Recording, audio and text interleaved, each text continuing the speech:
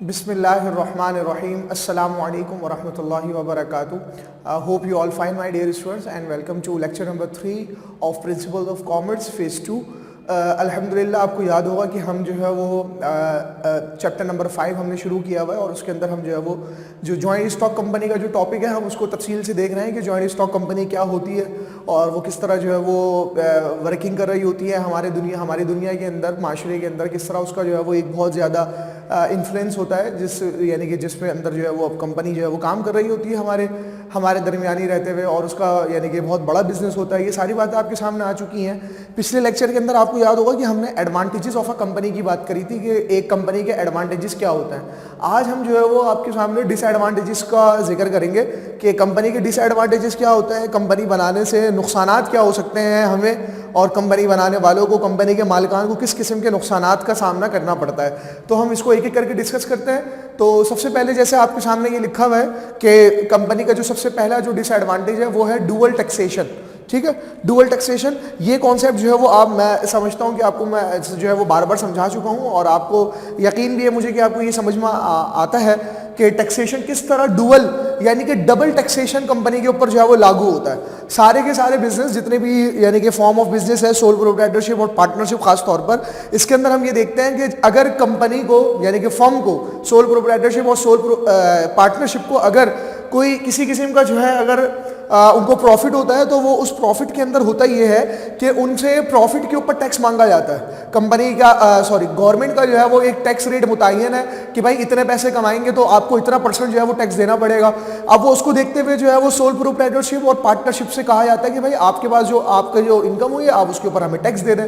ठीक है, लेकिन ये वाली बात यहाँ पर ये जो कंपनी होती है यहाँ पर ये बात यूँ नहीं होती, बल्कि कंपनी से ये कहा जाता है कि भाई आपकी जो इनकम है, कंपनी की जो इनकम है यानी कि एक इनकम हुई है कंपनी की, ठीक है, कंपनी की इनकम, और एक है शेयर होल्डर की इनकम।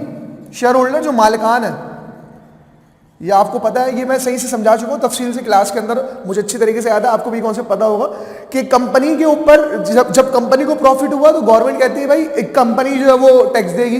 कंपनी ने टैक्स दे दिया।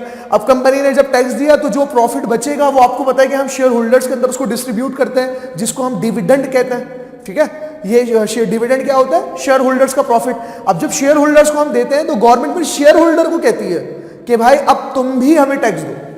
तो इस तरह गोया कि कंपनी की जो इनकम होती है वो डुअल टैक्स का शिकार होती है, उसके ऊपर डबल टैक्स जो है वो लग रहा होता है। कंपनी के ऊपर टैक्स अलग लगता है कंपनी की इनकम के ऊपर, और शेयर होल्डर्स की इनकम के ऊपर जो है वो अलग टैक्स लग रहा होता है। तो ये इस तरह जो है वो डुअल टैक्सेशन होता है। इसी तरह जो कंपनी के ऊपर जो टैक्सेशन का जो टैक्स का जो रेट होता है वो भी बहुत ज़्यादा हाई होता है, बहुत ज़्यादा ह्यूज अमाउंट के अंदर जो है वो गवर्नमेंट को टैक्स देना पड़ता है। तो बहरहाल ये सारे मसले कंपनी के अंदर हैं। नंबर 2 पे चलते हैं, ऑर्गेनाइजेशनल एक्सपेंसेस। जी हाँ, ये भी बहुत ज़्यादा इंपॉर्टेंट एक डिसएडवांटेज है, मेन डिसएडवांटेज है कि हम कंपनी के जो एक्सपेंसेस होते हैं वो क्या होते हैं, वो बहुत ज़्यादा हाई होते हैं, बहुत ज़्यादा जो है वो उनके अंदर जो है वो पैसा लग रहा होता है। इसी तरह ऑर्गेनाइजेशनल एक्सपेंसेस से मुराद ये है, अच्छा ये तो मैंने जनरल एक्सपेंसेस की बात करी कि कंपनी के जनरल एक्सपेंसेस भी बहुत ज़्यादा ह्यूज होता है, बहुत ज़्यादा उसके ऊपर जो है वो जो है वो खर्चा हो रहा होता है कंपनी का। ऑर्गेनाइजेशनल एक्सपेंसेस का मतलब ये है कि कंपनी को बनाने के लिए जो एक्सपेंसेस लगते हैं वो भी गैर मामूली होते हैं, वो भी बहुत ज़्यादा होते हैं। उसके अंदर जैसे कि मैंने आपको बताया था कि कंपनी जब बनती है तो हमें प्रोस्पेक्टस को छापना होता है, ठीक है, हमें रजिस्ट्रेशन की फीस देनी होती है, हमें इसके अलावा memorandum of association, articles of association, ये सारे के सारे डॉक्यूमेंट्स बनाने होते हैं। फिर हमने जो है वो हमने जो है प्रीलिमिनरी एक्सपेंसेस भी करने होते हैं। जो कंपनी बनाने वाले होते हैं उनको कंपनी को जो लोग प्रमोट करने वाले होते हैं वो अलग से पैसे ले रहे होते हैं, बैंक अलग पैसे ले रहा होता है। ये बहुत सारे एक्सपेंसेस हैं जो कंपनी को बनाते वक्त ही सामने आ जाते हैं। तो कंपनी को बनाने के लिए जो हमें एक ह्यूज एक्सपेंसेस हमें रिक्वायर्ड होते हैं, एक ह्यूज अमाउंट ऑफ मनी हमें चाहिए होती है ताकि हम जो है वो ऑर्गेनाइजेशनल एक्सपेंसेस इसके पूरे कर सके, वरना कंपनी का वजूद में आना मुश्किल हो जाता है। और ये बात हमें सोल प्रोप्राइटरशिप और पार्टनरशिप के अंदर बिल्कुल नहीं मिलती। उसके अंदर कोई रजिस्ट्रेशन की जरूरत नहीं है, उसके अंदर किसी किस्म का मसला नहीं है। आपके जहन में आया, आपके पास पैसे थे, आपने जो है वो कल बिजनेस शुरू कर दिया, कोई प्रॉब्लम नहीं है, कुछ नहीं होता, कोई कुछ नहीं कहेगा आपको। लेकिन कंपनी के लिए ये मामला इतना मामूली, इतना आसान नहीं होता। ठीक है जी। नंबर 3 पे चलते हैं, गवर्नमेंटल रिस्ट्रिक्शंस। जी हाँ, ये जो गवर्नमेंट की रिस्ट्रिक्शंस हैं ये भी कंपनी के ऊपर बहुत ज़्यादा होती है, मुख्तलिफ किस्म की। कभी गवर्नमेंट की इंपोर्ट के ऊपर रिस्ट्रिक्शन आ जाती है, कभी जो है वो एक्सपोर्ट के अंदर इंपोर्ट के अंदर मुश्किलात आ जाती हैं, कभी जो है वो यूँ समझ लें कि जो इंपोर्ट ड्यूटी होती है गवर्नमेंट की तरफ से वो बढ़ा दी जाती है, तो कंपनी को ये मसाइल होते हैं। इसी तरह मैंने आपको बताया था कि कंपनी का जो लॉ है, कंपनीज एक्ट 2017 या फिर कंपनीज ऑर्डिनेंस 1984, उसके अंदर भी मुख्तलिफ किस्म की रिस्ट्रिक्शंस कंपनी के हवाले से गवर्नमेंट ने लगाई हैं कि आपने जो है वो पब्लिक को अपने अकाउंट्स को दिखाना है, ठीक है। इसी तरह आपने जो है वो कोई हार्मफुल एक्टिविटी नहीं करनी है जिससे जो है वो हमारा जो इन्वायरमेंटल यानी कि सरफेस है, हमारी इन्वायरमेंट की जो सरफेस है वो हार्म हो रही हो। इस तरह की बहुत सारी पाबंदियां जो है वो गवर्नमेंट कंपनी के ऊपर लगाती है, तो और कंपनी को उसकी पाबंदी करनी होती है। कंपनी पाबंदी नहीं करेगी तो लाजिम बात है गवर्नमेंट आकर उसको जो है वो सील कर सकती है। नंबर 4 में लिखा हुआ लैक ऑफ सिक्रेसी। जी हाँ, ये भी बहुत ज़्यादा यानी कि बहुत मेन डिसएडवांटेज है कंपनी का, लैक ऑफ सिक्रेसी, कि इसके अंदर कोई बात, कंपनी के अंदर कोई बात सिक्योर नहीं रह सकती। खास तौर पे कंपनी के जो फाइनेंशियल मैटर्स हैं, ये बात भी मैं आपको समझा चुका हूँ क्लास के अंदर। कंपनी के जो फाइनेंशियल मैटर्स है उसको तो सीक्रेट रखना नामुमकिन है, बल्कि उसको तो कंपनी को तो गवर्नमेंट की तरफ से ये पाबंदी लगाई गई है कि तुमने अपने फाइनल अकाउंट्स, तुमने अपनी प्रॉफिटेबिलिटी, तुम्हें अपने एसेट्स, तुम्हें अपनी लायबिलिटीज, तुम्हें अपना कैपिटल, रिटेन अर्निंग्स, ये सारी चीजें सही से कैलकुलेट करके क्या नाम है हुकूमत पाकिस्तान और जो हमारी अवाम है, आपने उनको ये दिखाना है, बल्कि अपनी वेबसाइट पर अपलोड करना है। जिसका जब दिल चाहे, जिस तरह दिल चाहे, वो आपकी वेबसाइट पर जाकर देख सके। तो ये बहुत बड़ी एक पाबंदी है, यानी कि इसके अंदर यूं समझ लें सिक्रेसी नहीं रहती। लाजमी बात है कि कोई जो है ना इसके अंदर सीक्रेट नहीं रहता। और सिर्फ इतना नहीं कि आपने दिखाना है, बल्कि उसको ऑडिट भी करवाना है। उसको आपने बाकायदा एक रीचेकिंग का प्रोसेस होगा उसके ऊपर, जिसके अंदर बाकायदा ये चेक किया जाएगा कि आपने जो अपने अकाउंट्स बनाए वो सही बनाए या नहीं। ऐसा तो नहीं है कि आपने जो है वो शेयर होल्डर्स को नुकसान पहुंचाने के लिए अपने प्रॉफिट को कम कर दिया हो, या फिर जो है वो टैक्स कम देने के लिए गवर्नमेंट को आपने अपने जो है वो प्रॉफिट को कम करके दिखाया हो, तो ये ऑडिट भी होता है।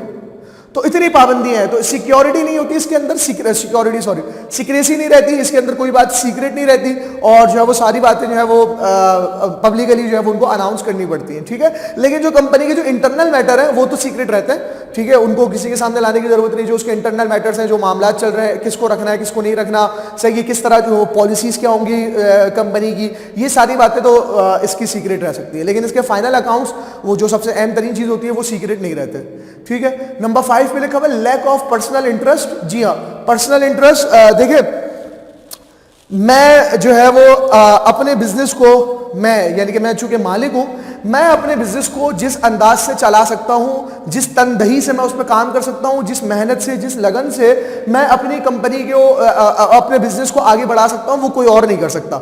ये बात तो फैक्ट है ना, ये तो हर बंदा मानता है, यूं समझ लीजिए यूनिवर्सल ट्रूथ है ये बात, कि मैं अपने घर को, मैं अपने बिजनेस को जिस तरीके से मैं रखूंगा, उस तरह कोई बाहर वाला आदमी आके काम नहीं कर सकता। ये बात तो हकीकत है, यही मामला। लेकिन कंपनी के अंदर यही डिसएडवांटेज है कि जो शेयर होल्डर्स हैं, जैसे यहां पे मैंने लिखा हुआ है शेयर होल्डर्स, जो कंपनी के असल मालिक हैं, जिन्होंने कंपनी के ऊपर पैसा लगाया हुआ है, जिन्होंने कंपनी को अपने पैसे दिए हुए, इन्वेस्टमेंट करी हुई कंपनी के अंदर, उनका कंपनी के मामलात में कोई अमल दखल नहीं होता। बल्कि आपको बताया था कि ये मैनेजमेंट होती है, ये एक बोर्ड ऑफ डायरेक्टर्स का, एक यूं समझ लें कि एक बोर्ड होता है, बोर्ड ऑफ डायरेक्टर्स का एक बोर्ड होता है, और ये एक टीम होती है जो कंपनी को रन कर रही होती है। और ये मालिकान नहीं होते, मालिकान तो शेयर होल्डर्स हैं जो अपने घर में, जिनका कोई काम नहीं है, कोई सरोकार नहीं है। कंपनी को चलाने वाले वो बीओडी होती है, सही है, यानी कि बोर्ड ऑफ डायरेक्टर्स। फिर इसके अंडर में जो है वो आपको पता है सीईओ आता है, और फिर उसके अंडर में सारे के सारे जनरल मैनेजर्स, फिर ऑफिसर्स, फिर उसके बाद टेक्नीशियंस, ये सारे लोग जो है वो इस तरह कंपनी को चला रहे होते हैं। मालिकान का कुछ नहीं पता होता, मालिकान अपना जो है, मालिकान का इसके अंदर कोई अमल दखल नहीं होता, बल्कि जो है वो बोर्ड ऑफ डायरेक्टर्स। तो पर्सनल इंटरेस्ट की यहाँ पे कमी होती है कि जो मालिक है उसका अपना इंटरेस्ट इसके अंदर शामिल नहीं है, ठीक है। जो मालिक है उसका इंटरेस्ट शामिल नहीं है, बल्कि दीगर लोग जो है वो इसके ऊपर वर्क कर रहे हैं। हाँ, मालिकान को, शेयर होल्डर्स को इतनी अथॉरिटी दी जाती है कि वो सवाल उठा सके इन लोगों से, इनसे बात कर सकें कि भाई हमारी कंपनी अगर लॉस में जा रही है तो उसकी वजूहात क्या है, और ये लोग जवाबदेह होंगे। बोर्ड ऑफ डायरेक्टर्स की जो टीम होगी ये जवाबदेह होंगे। बाकायदा एक मीटिंग होती है, इसके हवाले से इंशाल्लाह तफसील से आएगा, AGM, आपने नाम सुना होगा AGM का, एनुअल जनरल मीटिंग, मैंने शायद क्लास में कभी जिक्र किया हो। एनुअल जनरल मीटिंग बाकायदा ये मीटिंग जो है वो बाय द लॉ गवर्नमेंट की तरफ से कंपनी के ऊपर ये बात यानी कि उसको पाबंद किया गया है कि आपने ये AGM एनुअल जनरल मीटिंग साल में एक दफ़ा लाजमन करनी है, जिसके अंदर शेयर होल्डर्स और बोर्ड ऑफ डायरेक्टर्स और बड़े बड़े जो लोग हैं उनकी आपस में मुलाकातें होती हैं और वो फिर जो है वो कंपनी के मैटर्स के ऊपर बात कर रहे होते हैं। वहाँ पर जो है वो शेयर होल्डर चाहें तो अपने सवालात उठा सकते हैं, उनसे बात कर सकते हैं बिल्कुल, लेकिन बहरहाल काम मैनेजमेंट के अंदर हिस्सा नहीं ले सकते शेयर होल्डर्स। तो ये जो है वो 5 आपके सामने मैंने यहाँ पर डिस्कस करे हैं डिसएडवांटेजेस। 3-4 मेरे ख्याल में आपकी बुक के अंदर मजीद लिखे हुए हैं, आप उसे अपने तौर से देखिएगा, वो आसान थे, सिंपल थे, इस वजह से मैंने उसको यहाँ पे डिस्कस नहीं करा। और ख़ुद आप भी अपनी ये आदत बनाएं कि आप जो है वो जो खुद यानी कि रीड करने का जो मज़ा है आप उसको चखें, उसको लें और उससे फ़ायदा उठाएं कि खुद बुक को पढ़ना आपको आया, बुक से नोट्स निकालना आपको आए, तो ये भी आप लोगों के लिए ज़रूरी है। तो इस वजह से मैंने सारे पॉइंट्स यहाँ पे डिस्कस नहीं करे। इंशाअल्लाह ताला नेक्स्ट लेक्चर के अंदर हम फिर इससे आगे बढ़ेंगे। अपना ख्याल रखें। जज़ाकुमुल्लाह खैरन। अस्सलामु अलैकुम व रहमतुल्लाह।